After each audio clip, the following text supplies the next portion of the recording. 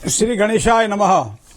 आदिदेव नमस्कारम हे कुर्वन्तु दिने दिने जन्मांतर सहस्त्रेषु दारिद्र्यम नोपजायते। भगवान भुवन भास्कर ने नमस्कार એટલા માટે કરીએ કે આજે રવિવાર છે। મિત્રો આપ જોઈ રહ્યા છો વીટીવીની અમારી આ વિશેષ રજૂઆત ખાસ આપના માટે કાર્યક્રમ છે, નામ ભવિષ્ય દર્શન। ભવિષ્ય દર્શન એટલે જ્ઞાન, આધ્યાત્મિકતા અને જ્યોતિષનો આ ત્રિવેણી સંગમ। નક્ષત્રના આધારે ચંદ્રબળથી કેવો રહેશે આજનો દિવસ, શું સાચવવાનું રહેશે, શું કરવાથી લાભ થશે, કઈ વસ્તુઓ દ્વારા નુકસાન થશે અથવા તો કયા વ્યક્તિઓ દ્વારા કેવા પ્રકારનો લાભ મને પ્રાપ્ત થશે, શું સાચવીને કામકાજ કરવાનું છે। 12 રાશિના જાતકોની વાતો કરી, પણ સાથે સાથે આપના પ્રશ્નોના જવાબ ફોનના માધ્યમથી પણ આપીશું। એ ઉપરાંત શું કરવાથી લાભ થાય, શું કરી તો નુકસાન, કયા મંત્રનો જાપ, શેનું દાન કરવું જોઈએ, શું આજે સારું છે, કયો સમય સારો છે, કયો સમય ખરાબ છે, કઈ દિશા સારી છે, કઈ દિશા ખરાબ છે, આ બધી જ વાતોનો ત્રિવેણી સંગમ એટલે ભવિષ્ય દર્શન કાર્યક્રમ। ચાલો શરૂઆત કરીએ પંચાંગથી। તદેવ લગ્નમ સુદિનમ તદેવ તારા બલમ ચંદ્ર બલમ તદેવ વિદ્યાબલમ દેવબલમ તદેવ લક્ષ્મીપતે તે દ્રિયુગમ સ્મરામી। સુપત્વને આપવાવાળું પંચાંગ એટલે આજે 17/11/2024 વાર છે રવિવાર। મિત્રો કારતક મહિનો ચાલી રહ્યો છે, કૃષ્ણ પક્ષની આજે દ્વિતીયા બીજ છે। આજે એ ભગવાન કૃષ્ણને પ્રિય એવું રોહિણી નક્ષત્ર છે, ભગવાન શિવને પ્રિય એવો શિવ યોગ છે। તૈતિલ કરણ સવારમાં 10 કલાક અને 24 મિનિટ સુધી ચાલે છે અને ત્યારબાદ જે કરણની શરૂઆત થાય છે એનું નામ છે ગર કરણ। રાશિનો ચંદ્રમા પરિભ્રમણ કરી રહ્યો છે આજે વૃષભ રાશિમાં। તો વૃષભ રાશિ એટલે જેના અક્ષર બ, વ અને ઉ છે, તો વૃષભ રાશિના જાતકો માટે આજનો દિવસ મંગલમય રહેશે। સાથે સાથે જે કોઈ જાતકોનો જન્મ થાય એની વૃષભ રાશિ રહેશે, જેના અક્ષર છે બ, વ અને ઉ। તો આ પ્રમાણે થયું સુપત્વને આપવાવાળું આજનું આ પંચાંગ। જય ગણેશ। જાગીને જોવું તો જગત દિશે નહીં અને ઊંઘમાં અટપટા ભેદ ભાસે। હે, ઘણી વખત આપણે ક્યાંક એવા પ્રયત્નો કરતા હોઈએ છીએ કે માણસને જોઈએ શું જીવનમાં, કે શાંતિ જોઈએ, માણસને જીવનમાં શું જોઈએ તો સુખ જોઈએ, માણસને જીવનમાં શું જોઈએ તો કે સંતોષ જોઈએ। એમ કહેવાય છે કે જ્યારે માણસ જન્મે ત્યારે બાંધી મુઠ્ઠી લઈને આવે છે અને બધું જ પરવારી જાય, છેલ્લે જ્યારે મૃત્યુ પામે છે ત્યારે મુઠ્ઠી એની ખુલ્લી હોય છે, કંઈ જ લઈ જતો નથી। પણ છતાં એ જન્મથી મૃત્યુની વચ્ચેનો જે ભાગ જે છે, જેમાં આપણે ચાલવાનું છે, એ ઘણા નથી કહેતા ભાઈ આટલા વર્ષ મેં પૂરા કર્યા, ઘણા વર્ષ કે આટલામાં વર્ષ મારું આવ્યું, આપણે કહીએ ને। તો હકીકતમાં તમે જ્યારે જન્મતિથિ ઉજવતા હોય ત્યારે આ વસ્તુ આપણે નક્કી કરી છે કે આટલા વર્ષ મારા ગયા, હવે આટલા જ બાકી રહ્યા છે, ના એવું નથી। આપણે તો એને હર્ષોલ્લાસથી ઉજવતા હોઈએ। શું કામ? કે ત્યાં આપણો પ્રેમ, આપણો ઉત્સાહ અને આપણી માનસિક સંવેદનાઓ સચવાયેલી હોય છે। પરિવારજનોની હૂંફની સાથે જ્યારે માણસ પોતાના આ દિવસને ઉજવતો હોય ત્યારે એના ચહેરા પર ચમક જ અલગ હોય। એ ચાહે 14 વર્ષનો હોય, ચાહે 24 વર્ષનો હોય, ચાહે 34 વર્ષનો હોય, ચાહે 64 વર્ષનો હોય, એના ચહેરા પર જ્યારે જન્મતિથિ આવે ત્યારે એ પ્રમાણે એના ચહેરા પર એક ઉલ્લાસ જોવા મળે। એ જ ઉલ્લાસ ક્યાંથી પ્રાપ્ત થાય છે? મતલબ પરિવારથી પ્રાપ્તિ થાય છે। ગમે એટલું સારું હોય પણ પરિવાર ના હોય તો એ વસ્તુને કરવાની શું? ગમે એટલું તમારી પાસે સુખ છે, ગમે એટલો તમારી પાસે પૈસો છે, ભૌતિક સંપત્તિ છે, પણ પરિવારજનો તમારી સાથે નથી તો એ સંપત્તિને તમે શું કરશો? દરેક પ્રકારની જે કહેવાય કામનાઓની સિદ્ધિ માટે તમે એક હાથ નાખો, ગમે ત્યાં રખિયામાં હાથ નાખો તો સોનું થઈને તમારા હાથમાં આવે છે। આવો તમારી પાસે સારામાં સારો સમય છે પણ એ જોવાવાળો કોઈ નથી, તો પિક્ચર જોવા માટે એકલો જાય અને કદાચ કોઈ સારું એવું કંઈ અભિનય કોઈ ભજવતો હોય, પાત્ર ભજવતો હોય, એવા સમયે દરેક ખડખડાટ હસતો હોય, પરિવાર સાથે આવ્યો હોય, પણ આ હાસ્ય શું એકલો માણસ પિક્ચર જોવા જાય એને મળે? મિત્રો, નરી વાસ્તવિકતા છે અને છતાંય આપણે વારંવાર જેનો તિરસ્કાર કરીએ છીએ એ પરિવાર છે। મારી પત્ની આવી છે, મારો પતિ આવો છે, મારા છોકરા આવા છે, મારા મા બાપ આવા છે, મારા ભાઈ ભાંડુ આવા છે, મારા સાસુ સસરા આવા છે। કાયમ આપણે ક્યાંક ને ક્યાંક આ પીડાઓને વ્યાતી કરતા હોઈએ છીએ અને એના કારણે જે માણસ સુખ લેતા હોય એને પણ સુખ લેવા નથી દેતા આપણી પીડાના કારણે। તો આ માનસિક અશાંતિનું કારણ પરિવારમાં કઈ રીતે જોવું, તો આજ વાત કરીએ ભવિષ્ય દર્શન કાર્યક્રમમાં પરિવારની શાંતિ માટે શું કરવું જોઈએ, પરિવારની શાંતિ માટે કયા પ્રકારના ઉપાય કરવા જોઈએ। તો એના માટે પરિવારની શાંતિ માટે પરિવારના ઉપાય, આજ રવિવાર છે, બધા શાંતિથી જોતા હોય છે, એટલા માટે ખાસ આ વિષય મેં લીધો છે કે પરિવારમાં શાંતિ ક્યાંથી પ્રાપ્ત થાય। તો આમ તો ત્યાગાત શાંતિ અનંતરમ, ત્યાગમાં શાંતિ અનંત છે। આમ કહેવાય માથી મોટો કોઈ નહીં, જળધર કે જગદીશ હવું કોઈ નમાવે શીશ માની આગળ વલિયા, આપણે કહીએ ને, ન માતુ પર દેવતા, આ શબ્દ પ્રયોગ આપણે થયેલો છે સંસ્કૃતમાં। માતાજીઓ કોઈ જગતમાં દેવ નથી, બરાબર? તો માત પિતાના ચરણોમાં છે 68 તીર્થધામ। તો શરૂઆત તો અહીંથી થાય છે પરિવારની પ્રીતિ માટે, પરિવારની શાંતિ માટે। તો એનો મતલબ એવો થાય કે પોતે એટલે કે જે ઘરની અંદર વડીલ જે વર્ગ છે એને આપણે રાજા કહ્યો છે.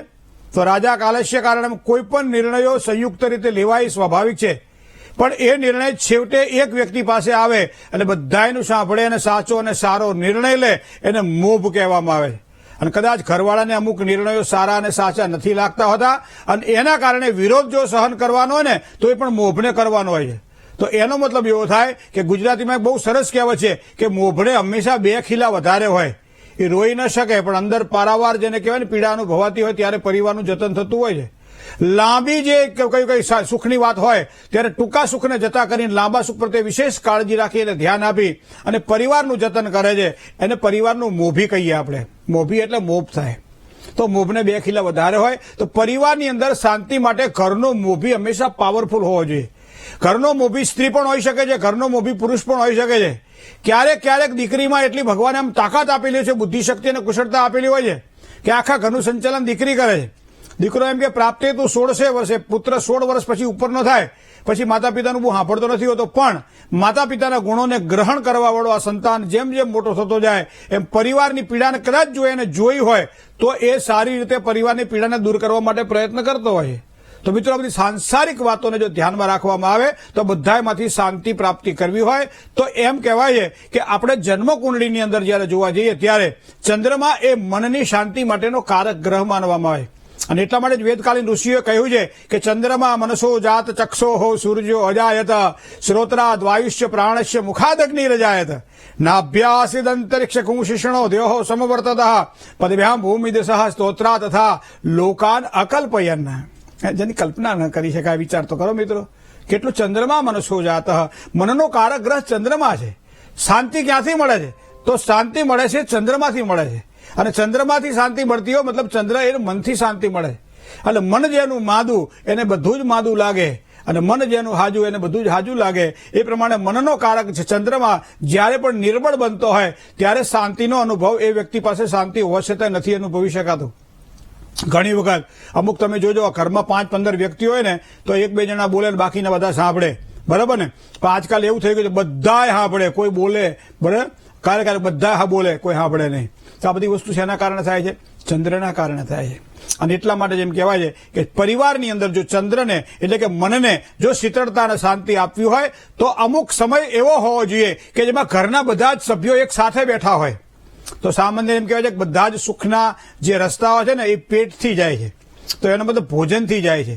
ભોજનની અંદર જ્યારે ભજન ભળે ત્યારે પ્રસાદ બની જતો હોય છે અને પરિવારજનો જ્યારે સાથે બેસી અને એક સમય ભોજન લેતા હોય ત્યારે એ પ્રસાદ પેટમાં જાય અને પેટની જ અંદર ગયેલો પ્રસાદ હંમેશા મનની શાંતિ આપતો હોય છે. અને એવા સમયે મીઠી અને હળવી વાતો થતી હોય અને એવા સમયે વાતાવરણ પવિત્ર હોય. અને એટલા માટે આપણે ભગવાનને જ્યારે ભોગ લગાવીએ ને એ પહેલા તમે જોજો પૂજા કરે ગોળ બાપા આપણે ત્યારે ભગવાનને પહેલા ધૂપ કરશે, ભગવાનને પહેલા દીપ કરશે અને પછી નિવેદ ધરશે. તો ધૂપનો મતલબ એવો થાય સુવાસ. તો સુવાસ ફક્ત ધૂપથી નહીં મનની પ્રસન્નતાથી પણ પ્રાપ્ત થાય છે. વાણી એસી બોલીએ કે મન કા અપાક હોય ઓરો કો શીતલ કરે ખુદ બી શીતલ હોય. વાણી એવી બોલીએ ને કે મીઠાશ આવી જાય. અને એટલા માટે પેલા ધૂપ થતો હોય છે જેનાથી સુગંધ પ્રસરે છે. અને દીપ એટલે એમ પ્રકાશ. મારી પાસે જે પ્રાપ્ત થયું છે, મને જે મળ્યું છે એ વસ્તુને મારે વહેંચવી છે. દીવો પોતાના માટે નથી બળતો ક્યારેય, એ અન્યને પ્રકાશ આપવા માટે જ બળતો હોય છે. અને માટે જ કર્મકાંડની અંદર પૂજામાં દીપકને મહત્વ આપવામાં આવ્યું છે. દીપ જ્યોતિ પરબ્રહ્મનું સ્વરૂપ આપ્યું દીવાને. શું કામ? કે પ્રકાશ આપે છે. મારું મન એ પ્રકાશમય હોવું જોઈએ. અને એટલા માટે ચંદ્રમાં મનની શાંતિ પ્રદાન ક્યારે કરે તો કે પરિવારજનો સાથે બેસી અને એક વખત કંઈક સારી વાતો કરે. ઘણી વખત તમે જોજો અત્યારે તો મોબાઈલનો યુગ આવી ગયો છે, કહેવાની કાંઈ જરૂર નથી પડતી. દરેક વ્યક્તિ પોતપોતાનામાં મસ્ત હોય છે અને વ્યસ્ત હોય છે. પછી ખબર ક્યારેક ક્યારેક એવું બનતું હોય ઘરના પરિવારના કયા પ્રકારની પીડા હશે કોઈને ખબર નથી હોતી. પહેલા તો 3 પેઢીના પરિવારને ક્યાંક ને ક્યાંક તકલીફો હતી ત્યારે એનાથી ચિંતાગ્રસ્ત રહેતા. અને હવે તો પોતાના હગા દીકરા હગા બાપને કોઈ પીડા થાય તો એ નથી થતું. પણ એક વસ્તુ મારે કહેવી છે કે આ બધું ક્યારે થાય તો કે તમે તમારા ચંદ્રને કુંડળીમાં જોઈ લો. ચંદ્રમાં જ્યારે શનિ સાથે બેઠેલો હોય ત્યારે આ યોગને વિષયોગ કહેવામાં આવે છે. અને હંમેશા તમે જોજો ધ્યાન રાખજો કે એક 1.25 શેર દૂધ હોય, 1.25 કિલો દૂધ હોય કે 1.25 મણ દૂધ હોય, બરાબર? દૂધ તો એટલું ક્વોન્ટિટી ગમે એટલી દૂધની હોય પણ એક નાનકડો ફટકડીનો ટુકડો જેમ દૂધમાં પડે અને દૂધને ફાડી નાખતો હોય છે. મેળવણ દૂધને ફાડે એ વસ્તુ અલગ છે. પછી મેળવણ નાખો આપણે અને દૂધ જયારે દહીં બની જાય એ વસ્તુ અલગ છે, પણ ફટકડી ફાડી નાખે છે દૂધને, આમાં એવા લોચા કરી નાખે છે સમય કામ નથી આવતું, બરાબર. તો એનો મતલબ એવો થાય કે એક નાનકડી ફટકડી જો દૂધને ફાડી નાખતી હોય તો આખી જે ચંદ્રમાં જે છે મનનો કારક ગ્રહ છે એ મનના કારકને ચંદ્રમાને કોઈ ચિંતા જયારે ફાડી નાખતી હોય ત્યારે એની શું દશા થતી હોય. અને આવા સમયે શું એને થાય છે? શનિ મહારાજ, શનિ એટલે પરિપક્વતાની સાથે શનિ એટલે અનુશાસન પણ થાય છે. અનુશાસન કરવાવાળા વ્યક્તિઓને ખબર છે ક્યારેક ક્યારેક નિર્ણયો કોઈ ખોટા પરિવાર લેતા હોય, દીકરી 18, 19 કે 20 વર્ષની થઈ જાય, 22 વર્ષની થઈ જાય, 25 વર્ષની થઈ જાય, આપણે એના માટે શોધીએ, કદાચ માગા એ છોકરી પસંદ ન કરે અને પછી કદાચ આપણને એમ લાગે કે છોકરીનું મન ક્યાંક ભળી ગયું લાગે છે અને એના કારણે છોકરી કોઈ છોકરાને જોવામાં હા નથી પાડતી. એવા સમયે ઘરમાં માતા બેસી અને શાંતિથી એને સમજાવતી હતી, એ ના નથી પાડતી, ના હું તો માનું જ નહીં, મને તો આ ના ફાવે ને મારા ઘરમાં તો આ થવું જ ના જોઈએ ને ના. આ આદિકાળથી તમે જોઈ લો, આ પરંપરા આપણી 6 પ્રકારના લગ્નોની સંજ્ઞા બતાવવામાં આવેલી છે. આસુરી લગ્નની સંજ્ઞા પણ છે અંદર, એ પીડિત લગ્નની સંજ્ઞા પણ અંદર જે આજના યુગમાં ચાલી રહ્યું છે, પણ 6 પ્રકારના લગ્નની સંજ્ઞાઓ જયારે જોતા હોઈએ ત્યારે માં એટલે ચંદ્રમા કહેવામાં આવે છે કુંડળીની અંદર. રાજકુમાર એટલે એમ કહેવાય છે કે સૂર્ય છે, જ્યારે જે એની સ્ત્રી છે એ ચંદ્ર છે. તો અહીંયા ચંદ્ર એટલે શીતળતાની વાત આવતી હોય ત્યારે શનિ સાથે જયારે ચંદ્ર દૂષિત થતો હોય ત્યારે આ યોગને વિષયોગ માનવામાં આવે. તો પરિવારની અંદર વિષ ક્યારે ઘોડાય છે કે તમે અન્ય વ્યક્તિઓની વાતને સાંભળતા નથી હોતા, ત્યારે શાંતિથી સાંભળીએ, ઉકેલ લાવવા માટે પ્રયત્ન કરીએ, સાચી હોય તો સમજાવીએ, ખોટી હોય તો એના માટે આશ્વાસન આપીએ. અત્યારે નહીં પણ ભવિષ્યમાં કરશું. ક્યારેક છોકરી એમ કહેતા કે મારા છોકરા હારે કરવું છે, ત્યારે મા બાપ ઘણી વખત સારા ડાયા મા બાપ શું કહેતા કે સારું બેટા તું જુઓ, એક બે મહિના છોકરાને જુઓ, તારી વાત કર, બરાબર, જો એકબીજાનું મન માનશે પછી આપણે વિચારશું આગળ. હા નથી પાડતી, શું કહે છે? વિચારશું આગળ, પણ પહેલા જ મગમાં ધોકો નાખે એમ તરત કહી દે ના મને આ નહીં ફાવે, તું ગમે એમ ના, તારા બાપા નામ ને તેમ, ઘણી બધી એવી વાતો થતી હોય અને એના કારણે છોકરીનું મન આડું થતું હોય. આવું છોકરાનું બને, બરાબર. તો ચંદ્રમાં જયારે શનિ સાથે યુતિમાં હોય ત્યારે કુંડલીમાં ખાસ કરી જોજો કે મનના સંતાપની અંદર, અને એટલા માટે હું તમને કહું ચંદ્ર અને શનિ જયારે ભેગા થાય ત્યારે પનોતી બનતી હોય છે. તમે યાદ કરો, ચંદ્રમાં જયારે જ્યાં બેઠો હોય એ સ્થાનથી 12મા સ્થાનમાં શનિ આવે અને પનોતીની શરૂઆત થાય. બોલો તમે આ કુંડળી જો ને, મારે નાની પનોતીન, મારે મોટી પનોતીન, મારે હોનાના પાયે પનોતીન, મારા લોઢાના પાયે પનોતીન, બધું આપણે કહેતા હોય ને. અને પનોતીથી તો પીડા થઈ જાય. પીડા કેવી થાય? પરસ્યો વળદે પનોતી. જો વિચાર તમે કરો કે શનિ અને ચંદ્રના યોગથી જો પનોતી બનતી હોય તો શું ઘરની આ પનોતી આપણને પોહાય? ના પોસાય મિત્રો. અને એટલા માટે જેમ કહેવાય છે ચંદ્રથી 12મા સ્થાનમાં જયારે શનિ આવતો હોય ત્યારે 2.5 વર્ષ, શનિ ચંદ્રની સાથે યુતિમાં હોય ત્યારે 2.5 વર્ષ, અને ચંદ્રથી શનિ આગળ જતો હોય એટલે બીજા સ્થાનમાં જતો, એટલે 12મા પ્રથમ અને બીજા સ્થાનમાં જયારે શનિનું પરિભ્રમણ થાય ત્યારે એક પનોતીનો કાળ કહેવામાં આવે છે. તો ચંદ્ર અને શનિના વિષયોગથી પનોતી પણ બનતી હોય છે. તો આપણા જીવનમાં શું અસર કરે? પણ એક જ વસ્તુ મારે આપને કહેવી છે, ટૂંકી અને ટચ હાદી અને હારી વાત કહેવી છે કે જો દાદા છો, દાદી છો, તો નાનકડા સંતાનોને હજી આપણી પાસે ટાઈમ છે. નજીકમાં દેવસ્થાન હોય, મહાદેવજીનું મંદિર હોય, સવાર સાંજ જ્યારે પણ ટાઈમ મળે, આરતીનો ઘંટારવ જ્યારે થતો હોય, શંખનાદ થતો હોય અને મધુરી આરતી જ્યારે ગવાતી હોય ત્યારે સંતાન એટલે કહેવાય ને વ્યાજનું, મૂડીનું વ્યાજ કહેવાય, એને તમે સાથે લઈ જજો. કદાચ બીજી પેઢી સુધરશે. ન થાય. યુવાનોને ખાસ કે જ્યારે પણ કોઈ કાર્યક્ષેત્રમાં જઈએ, આપણી નોકરી માટે જઈએ, ધંધા માટે જઈએ, ત્યારે નજીકમાં કોઈ મહાદેવજીનું મંદિર આવતું હોય ત્યાં અચૂક પગે લાગીને જવું. આપણી પાસે કદાચ ટાઈમ ન હોય, ઘણા તો બહારથી આમાં પગે લાગી નીકળી જતા હોય છે, બાઇકમાં પગે અહીંયા વાસ્તુ સારી છે, ખોટી નથી, પણ જો 5 મિનિટનો ટાઈમ નીકળતો હોય તો ભગવાન ભોળાનાથનું સાનિધ્ય જોજો, ભોળાનાથના શિવલિંગના દર્શન કરજો, મા પાર્વતીના, ભગવાન ગણપતિના, હનુમાનજી મહારાજના, કુર્મ કહેતા કાચબાના અને નંદીશ્વરના તમે દર્શન કરી યા પ્રદક્ષિણા કરી અને પછી તમે નીકળજો કામમાં. ભગવાન સદાશિવ કાયમ સહાય કરશે, કારણ કે મનનો કારક ગ્રહ ચંદ્ર છે. અને ચંદ્રમૌલેશ્વર મહાદેવ જેને કહી શકાય, જેના મસ્તક ઉપર ચંદ્રમાં અર્ધચંદ્ર જેને ધારણ કર્યો છે, એવા ભોળાનાથની જે પ્રસન્નતાની પ્રાપ્તિ જોઈતી હોય તો એના દર્શન નિત્ય કરવા જોઈએ. તો ક્યારેક આપણને એવું પણ થવું જોઈએ કે જે દિવસે આપણને દર્શન ન થાય એ દિવસે વિચાર કરી લેવાનો કે એવા કયા પાપ મેં કર્યા છે જેના કારણે ભગવાન ભોળાનાથ મારું મોઢું જોવા નથી ઈચ્છતા. એક મનનો આ એક સંકલ્પ જેને કહેવાય, ટસક જેને કહીએ, એ જો મનની અંદર આવી જાય ને તો કાયમ તમને શિવાલયમાં જવાની ઈચ્છા થાય. મનના સંતાપને હરવાવાળા ભગવાન શિવની પૂજા કરવાની ઈચ્છા થાય. રજાનો સમય હોય ત્યારે ભગવાન શિવના સાનિધ્યમાં જવાની ઈચ્છા થાય. અને ઘેર બેસીને પણ ઓમ નમઃ શિવાય મંત્રના જાપ પણ કરી શકાય છે. કારણ કે ભગવાન તો ઘટમાં ફરે, ઘડિયાળ અને કાંડે બાંધીને કાં ફરો, ઘટમાં પણ ભગવાન પરમાત્મા નિવાસ કરે છે. પણ જે થાય મનના સંતાપ, પરિવારની પીડાને હરવા માટે મહાદેવજીની ઉપાસના ખૂબ જ જરૂરી માનવામાં આવે છે. અને એટલા માટે જ આપણી જે રાશિ પડે, રાશિનું નામ પણ ચંદ્રમા ઉપર પડે છે. ચંદ્રમા જે રાશિમાં હોય ઉપર આપણું નામ પડે. વિચાર કરો ચંદ્રમા સાથેનો આપણો કેટલો સીધો સંબંધ છે. મનની સાથેના આ સંબંધને જો માપવું હોય તો ભગવાન ભોળાનાથની પ્રાર્થના, પૂજા અને અભિષેક અથવા તો જે કંઈ ફાવે તે કરી પરમાત્માને પ્રસન્ન કરવા માટે પ્રયત્ન કરજો, જેના કારણે સારી સફળતા કદાચ પ્રાપ્ત થશે. જય ગણેશ. મેષ, વૃષભ, મિથુન, કર્ક, સિંહ, કન્યા રાશિના જાતકો માટે કેવો દિવસ રહેશે? તમારા પ્રશ્નના જવાબ તો ખરા જ, પણ એ પહેલા એક નાનકડો વિરામ સાથે વાત કરીએ. હલો હલો હેલો, જય ગણેશ. જય ગણેશ દેવા. શું કરું છે? પ્રશ્ન પૂછવાનો હતો. હે, મારા હસબન્ડ વિશે પૂછવાનું છે. તારીખ છે 20-2-1991. હા, આશીષ. હે, સમય સમય સવારના 1:20. 1:30 હા પરોળીએ. હા. બરાબર. જન્મ સ્થળ? સોળવદર. શું પ્રશ્ન હતો બેન? એ અત્યારે જોબ કરે છે, તો એને ધંધો કરવાનો વિચાર છે, તો બિઝનેસમાં સારું રહેશે કે જોબમાં? પણ હવે બિઝનેસ કરવો હોય તો બેન સ્વભાવ થોડો સુધારવો પડશે ને. હે, સ્વભાવ સારો જ છે. તો તમે કુંડળી ખોટી બોલ્યા મને. જન્મ તારીખ તમે કીધી 20-2-1991, બરાબર? હા. અને રાત્રે એટલે 19 તારીખની રાત્રે 1 કલાક ને 30 મિનિટ ને? હા. 1 કલાક ને 30 મિનિટ ને? હા. હા. હવે જો 7મા સ્થાનની અંદર વૃષભ રાશિનો રાહુ સ્વભાવ સારો છે, બરાબર, પણ અહીંયા 7મા સ્થાનમાં રહેલો સૂર્ય, મંગળ પીડા આપે. બીજી વસ્તુ, પરાક્રમ સ્થાનમાં રાહુ બેઠેલો છે. હવે એ શનિ અને બુધ સાથે બેઠેલો હોવાના કારણે મેં કહ્યું ને, ક્રોધી મંગળ હંમેશા મોટા ભાગે આપે, તાપતો જોઈએ. પણ અત્યારે વ્યવસાય કરવાની કોઈ આવશ્યકતા દેખાતી નથી.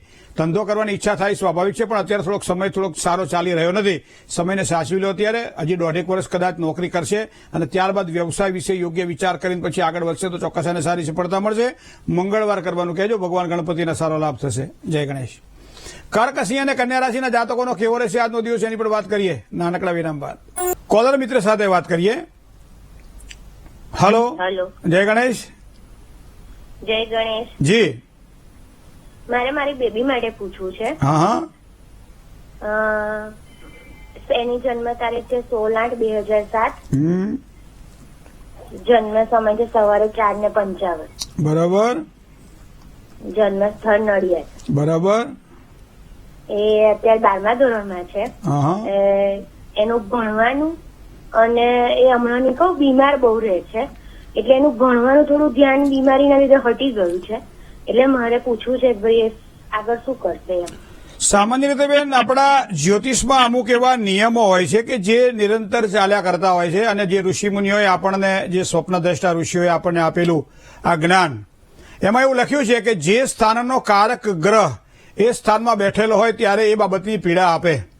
હવે અહીંયા તમે જુઓ, વૃશ્ચિક રાશિની અંદર ગુરુ બેઠેલો છે 5મા સ્થાનમાં. તો 5મા સ્થાનમાં કારક ગ્રહ ગુરુ માનવામાં આવે છે. તો એ સિદ્ધાંત પ્રમાણે કારકો ભાવ નાશાય, ભાવનો નાશ કરે, મતલબ વિદ્યા પ્રાપ્તિ માટે અવરોધ ઉભા કરે. વિદ્યા ના આપે એવું નહીં, બુદ્ધિ ખૂબ સારી આપે, આવડત ખૂબ સારી આપે, પણ ટેક્સ્ટ બુકની અંદર થોડું ઓછું ધ્યાન રહે. તો એનો મતલબ એવો થાય કે અહીંયા ગુરુ મહારાજ વૃશ્ચિક રાશિના છે એટલે આ પ્રમાણે બને. બીજી વાત તમને કહું, વૃશ્ચિક રાશિ એટલે મંગળની રાશિ છે, અને જન્મ કુંડળીમાં મંગળ બેઠેલો છે લાભસ્થાનની અંદર, પણ અર્ધી શત્રુ છે, કારણ કે એ પોતે વૃષભ રાશિમાં છે. તો અહીંયા પંચધા મૈત્રી પ્રમાણે અધિશત્રુ બનતો આ મંગળ પણ ક્યાંક પીડાદાયક છે. તો એનો મતલબ અભ્યાસમાં સારી સફળતામાં અવરોધ ઉભા કરાવડાવે. ત્રીજું વાત, ચંદ્ર એટલે મનનો કારક ગ્રહ છે. ચંદ્ર એ મનનો કારક ગ્રહ છે, કુંડળીની અંદર તૃતીય પરાક્રમ સ્થાનમાં છે. મતલબ જેને કહેવાય કે ઘણી વખત વધારે પડતો આત્મવિશ્વાસ પણ વ્યક્તિને નુકસાન કરાવે. સ્વાસ્થ્યની બાબતની જે આપણે વાત કરી તો એમાં પણ તમે જુઓ કે કુંભ રાશિનો રાહુ 8મા સ્થાનમાં સામાન્ય પિતૃદોષ કરી રહ્યો છે. અભ્યાસમાં સારી સફળતા માટે બૃહસ્પતિનું રત્ન પોખરાજ જો ગળામાં વિધિવત પહેરાવવામાં આવે તો સારી સફળતાની પ્રાપ્તિ થાય. મંગળવારે ભગવાન ગણપતિને યાદ કરી અને એકટાણું ઉપવાસ કરી શકે, અથવા તો ગોળનો પ્રસાદ ભગવાને ધરાવી પ્રસાદ પોતે લે, એ પ્રમાણે કરી શકે, અને પિતૃ શાંતિની પૂજા કરાવવામાં આવે. મને લાગે છે આ પ્રમાણે કરાવવાથી એનું સ્વાસ્થ્ય પણ સારું રહેશે, અને આગળ જતા અભ્યાસમાં પણ થોડી ઘણી સફળતા એને પ્રાપ્ત વધારે સારી થશે. જય ગણેશ. બીજા એક કોલર મિત્ર સાથે વાત કરીએ. હેલો. જય ગણેશ. જય ગણેશ. જી. મારી જન્મ તારીખ છે 26-5-2007. 26-5-2007. સમય છે સવારના 10:30. અને જન્મ સ્થળ છે અમદાવાદ. બરાબર. શું પ્રશ્ન હતો? મારે કાલે સીએસ એટલે કે કંપની સેક્રેટરી એક્ઝિક્યુટિવ એન્ટ્રન્સ ટેસ્ટનું રિઝલ્ટ આવવાનું છે, તો રિઝલ્ટમાં શું આવશે, પાસ કે ફેલ? તમે મને ભગવાન સમજો છો? હા, આવતીકાલે રિઝલ્ટ આવવાનું ને આજે મને પૂછો છો કે શું આવશે? થોડો ડર છે. અરે શેનો ડર? તમને તમારા પર વિશ્વાસ નથી? વિશ્વાસ તો હોય પણ તો પેપર પછી ડર છે ને? થોડું વિશ્વાસ હોય તો ડર ના બેન. જે લોકો મહેનત કરી અને સારી રીતે એક્ઝામ આપે છે, એક્ઝામ પછી એનો ડર ન હોય, મૂકી દેવાનું હોય પછી વાત. કારણ કે અનુકૂલે જગન્નાથ, સાનુકૂલે જગત રેમ. ભગવાન અનુકૂળ હોય ત્યારે આખું જગત અનુકૂળ બને છે, અને ભગવાન એટલે આપણો વિશ્વાસ.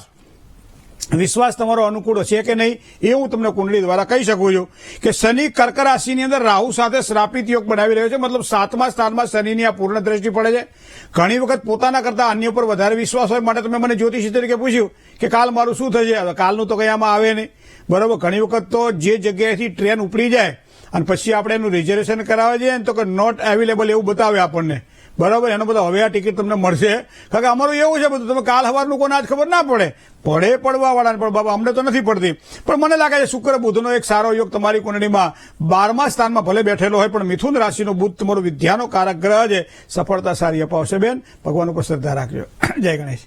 ઘણી વખત મિત્રો આપણને એવા પ્રશ્નો થાય છે કે જ્યોતિષના માધ્યમથી આપણે ઉકેલ મેળવવા માટે પ્રયત્ન કરતા હોઈએ છીએ, અને એવો જ પ્રશ્ન એક છે શેર બજારનો, બરાબર. કોઈ પણ પ્રકારે કોમોડિટી શેર બજારમાં રોકાણ કરવાનું હોય ત્યારે, લાંબા સમયના રોકાણ કરવાના હોય ત્યારે, ટૂંકા ગાળામાં લાભ લઈ નીકળી જવાનું હોય ત્યારે ઘણી વખત એમ કહેતા ભાઈ ટોપ લોસ રાખી અને તમે આ પ્રમાણે રોકાણ કરો તો સારી સફળતા મળે.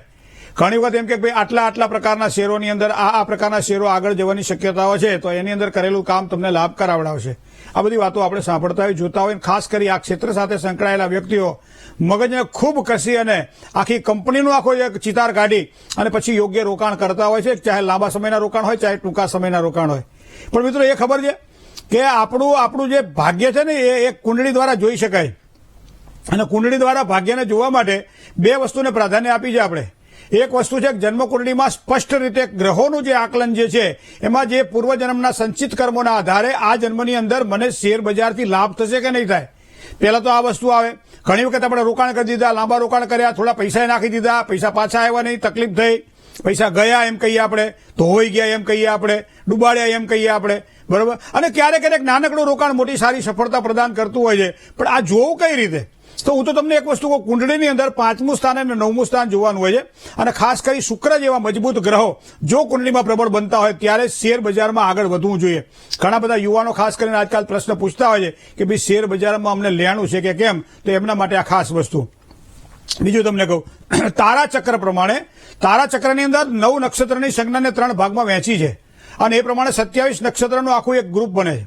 એની અંદર દર 3જું નક્ષત્ર જે આવતું હોય, માનો કે મેષ રાશિ છે, તમારી અશ્વિની નક્ષત્રમાં તમારો જન્મ થયો છે, તો અશ્વિની ભરણી અને પછી આવે 3જું નક્ષત્ર કૃતિકા. તો કૃતિકા નક્ષત્ર તમારા માટે વિપદ નક્ષત્ર ગણાય છે. મતલબ એ સમય દરમિયાન કરેલું કોઈ પણ કાર્ય સફળતા ના આપે. તો 27 દિવસની અંદર 3 દિવસો આપણા માટે થોડા તકલીફવાળા હોય છે, અને એવા સમય તકલીફવાળા સમયે જો આવા કામ કરીએ આપણે, ઘણી વખત આપણને કોઈ પૈસા દેવાના છે, આમાંથી પૈસા કાઢીને આમાં નાખવાના છે, ઘણા બધા અત્યારના તો બધા પ્રશ્નો બધા ગૂંચવી નાખે એવા છે. કદાચ ઉત્તરાયણના દિવસે પતંગો ચડાવતા હતા, ફિરકીમાં જેટલી ગાંઠ ગૂંચો નથી પડતી, દોરામાં એટલી ગૂંચો આજ જીવનમાં છે. શું કામ? કે એને સરળતાથી સફળતા પ્રાપ્ત કરવી છે, અને એટલા માટે આવા કામકાજ કરતા હોય ત્યારે મારે તો ખાસ એક સલાહ આપણે આપવાની કે શુક્ર જેવા મજબૂત ગ્રહો જ્યારે કુંડળીમાં પડ્યા હોય ત્યારે અંકશાસ્ત્રની આધારે પણ તારીખોના આધારે આપણે નક્કી કરતા હોઈએ છીએ કે કઈ તારીખ તમારા માટે કઈ સારી, કઈ તારીખ તમારે ખરાબ. અને વિપદ નક્ષત્ર તારાચક્ર જેને કહેવામાં આવે, તારાચક્રમાં 9 નક્ષત્રની સંજ્ઞાને જો ધ્યાનમાં રાખી અને પછી રોકાણ કરવામાં, પીએમાં કેવા રોકાણ કરવું? લોખંડમાં રોકાણ કરવું જોઈએ, કેમિકલમાં રોકાણ કરવું જોઈએ, મેડિસિનમાં રોકાણ કરવું જોઈએ, કયા ક્ષેત્રમાં, સોફ્ટવેરમાં, કઈ કંપની સાથે તમને સારો ભાવ રહેશે. અને એવા સમય ક્યારેક આપણે જોયું છે કે નીચા લીધેલા શેર પણ સારા ભાવે ઉપર આપણને સારા ફળની પ્રાપ્તિ કરાવતા હોય છે. અને ક્યારેક આપણું ગણિત પરફેક્ટ હોવા છતાંય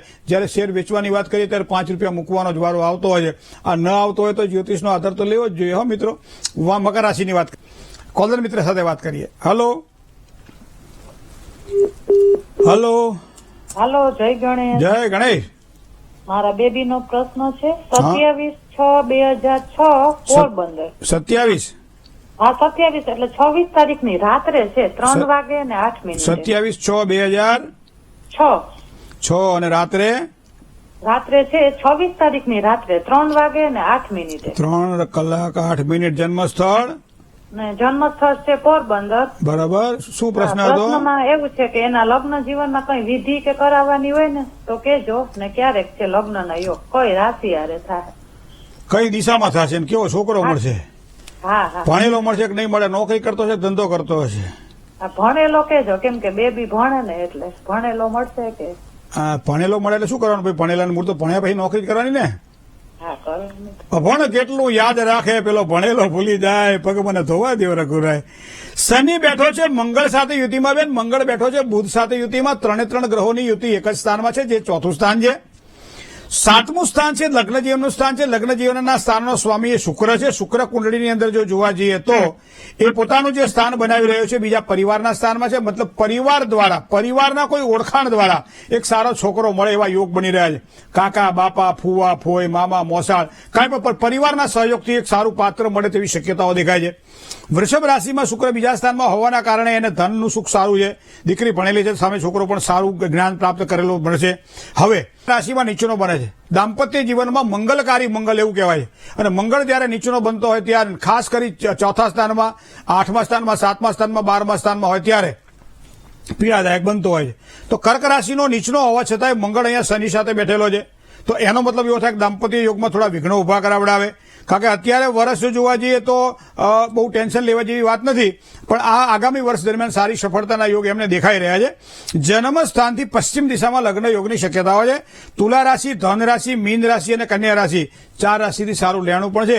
દીકરીને કહેજો મંગળવાર કરે, મંગળવારે 1 ટાણું ઉપવાસ કરે, એનાથી એને સારી સફળતા મળે. દર મંગળવારે ભગવાન ગણપતિને દીવો કરી અને સંકટનાશન ગણેશ સ્તોત્રનો પાઠ કરશે, અથવા તો ઓમ ગંગ ગણપતયે નમઃ મંત્રની માળા કરશે તો ચોક્કસ એને સારી સફળતા મળશે. જય ગણેશ. બીજા કોલર મિત્ર સાથે વાત કરીએ. હાલો. હેલો, જય ગણેશ. જય ગણેશ. હા મારે મારા દીકરા માટે પૂછવું છે. બરાબર. હા, એની જન્મ તારીખ છે 17/1/2018. 17/1/2018. સમય એને જન્મ સમય છે 11:20 સવારમાં. સવારમાં. બરાબર. જન્મ અને સ્થળ સ્થળ છે રાજકોટ. હા. હવે એનો અમાસનો જન્મ છે, એનું ભવિષ્ય કેવું રહેશે ને આગળ જતા કેવું રહેશે? તમે ને તારીખ જે કીધી ને ભણવામાં બેન, કેવું રહેશે? 17 તારીખ જાન્યુઆરી 11:20, હા, એટલે પરોઢીએ અમાસ હતી પણ એ અમાસ પૂરી થઈ જાય, એકમ આવી જાય. એકમ થઈ હા, જાય છે ને, મહા મહિનાના અમાસ નથી શુક્લ આવતી પક્ષની ને. એકમ આવી જાય. એટલે અમાસનો ન ગણાય ને. ના, અમાસ નો ના ગણાય બેન. એ તો સવારમાં સૂર્યોદયના સમય અમાસ હોય ને, હા, પણ એ તો ટાઈમ એનો 11:20 નો છે, એટલે વચમાં તિથિ બદલાઈ જાય એટલે એકમ કહેવાય આપણે. અચ્છા, ઠીક. હા, તો એનું ભવિષ્ય કેમ રહેશે? બાબો ને છે કે ભણવામાં કેવી રીતે? બાબો છે. હવે તમારા પરિવારમાં ક્યાંય પિતૃદોષ છે?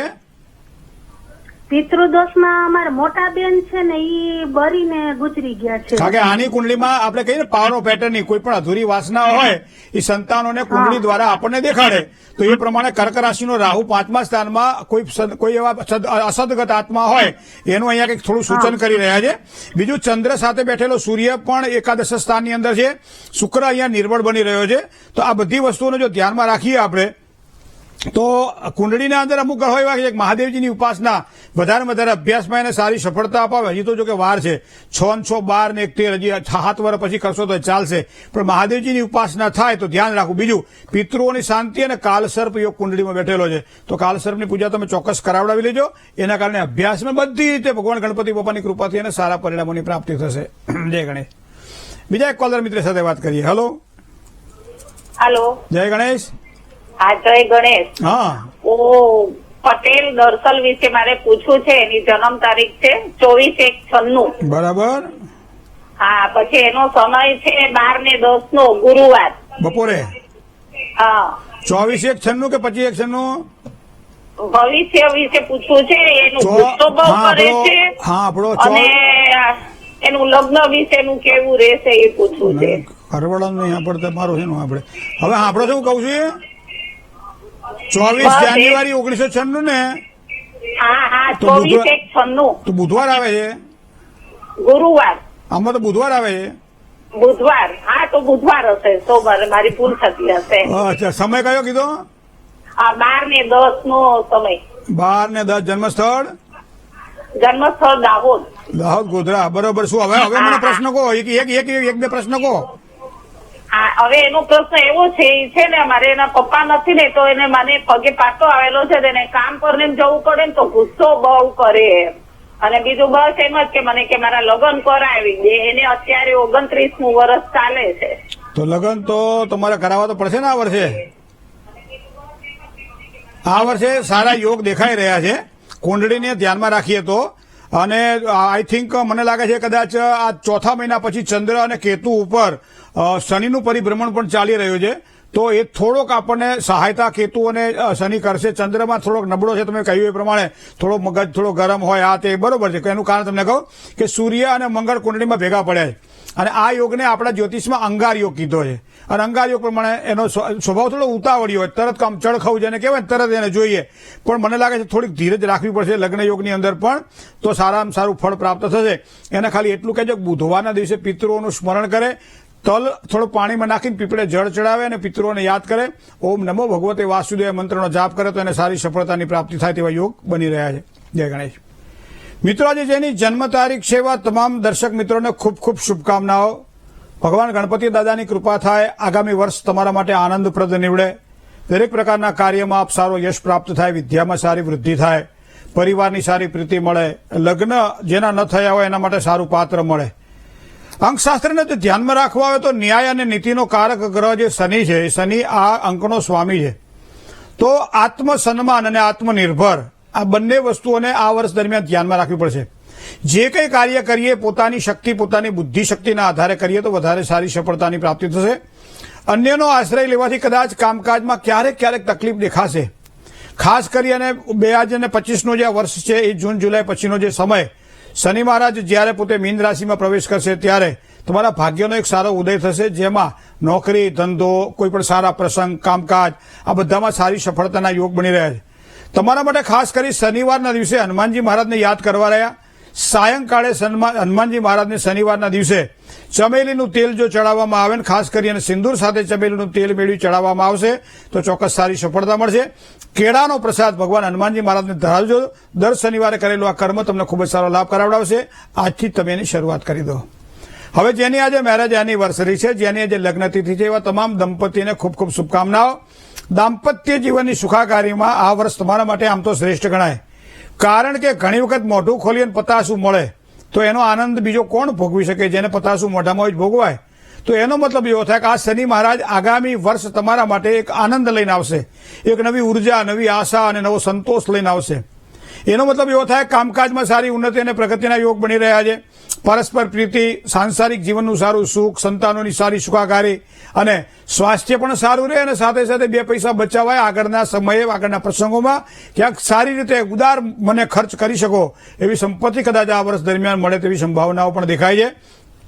પૈતૃક સંપત્તિને લગતા કોઈ પણ પ્રકારના પ્રશ્ન હશે તો થોડી મહેનત કરવી પડશે, થોડું ઝઝુમવું પડશે. કદાચ આ વર્ષ દરમિયાન ન પણ પ્રાપ્ત થાય, પણ ચિંતા કર્યા વગર આગળ વધશો, ખૂબ જ સારી સફળતા મળશે. તન્મે મનઃ શિવ સંકલ્પ મસ્તુ.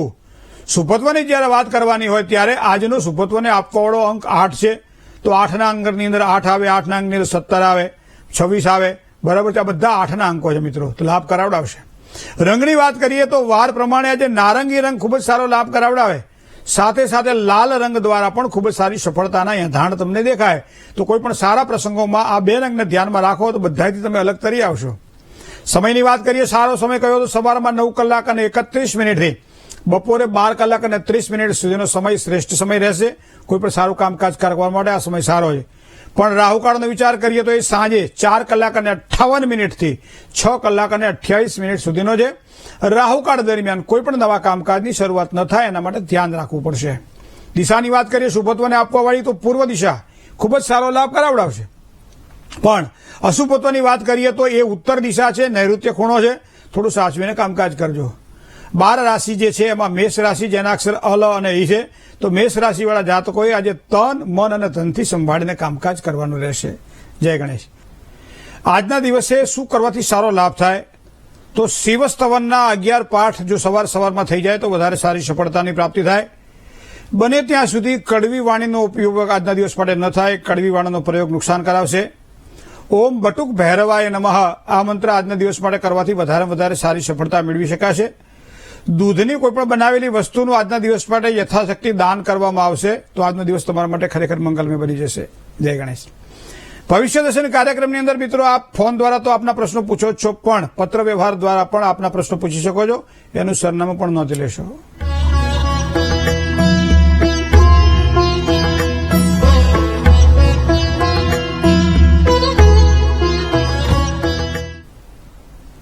ભવિષ્ય દર્શન કાર્યક્રમમાં આજે બસ આટલું જ. આવતીકાલે નવા વિચારો સાથે ફરીથી મળીશું. રૂબરૂ મુલાકાતની આજે જો ઈચ્છા હોય તો જૂના કાર્યાલય આકાશદીપની અંદર સાંજે 4 થી 7 દરમિયાન આપ મળી શકો છો. આપનું સ્વાગત છે. મને ડોક્ટર મહેન્દ્ર પંડ્યાને અત્યારે રજા આપશો. આપનો દિવસ મંગલકારી રહે તેવી શુભકામનાઓ સૌ સ્નેહી સ્વજન મિત્રોને. જય શ્રી ગણેશ.